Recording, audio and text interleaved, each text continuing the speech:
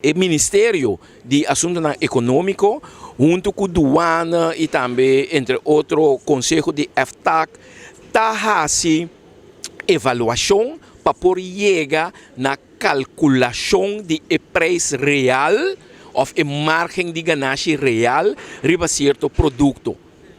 O ministro a contestar bisame que se não está em contato com a aduana, pero está espera que no futuro lo por melhorar a relação com a aduana.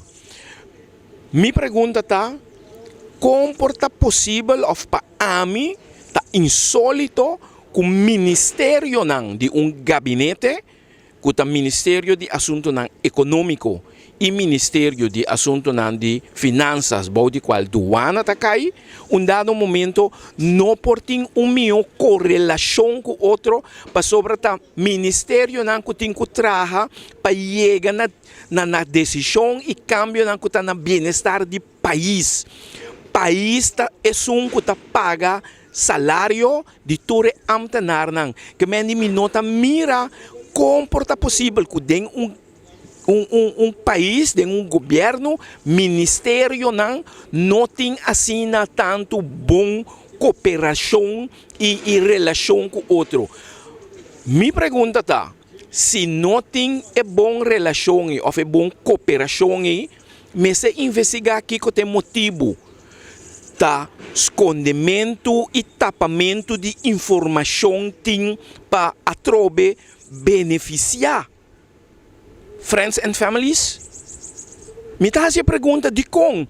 Laga nós sincero, nós temos que acabar com o assunto que me está bom com tal grupito, então me está beneficiar o grupo A. Não, o país aqui chama Corsol e cada cidadão que está vivo riba o país aqui tem o direito de pôr riba vida humilde.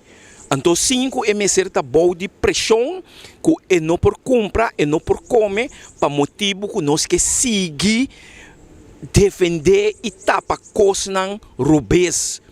Bancaba com coisas que não por mirar luz de dia. E tá pensei, a me seguro que fazer uma chamada dramática na tanto o ministro de Assuntos Econômicos como o ministro de Finanças para sentar junto para dentro assunto de macuto básico, mira aqui que é problema e vão solucionar para sobre o povo e fome, mientras tanto te sunco tá seguir sofrer.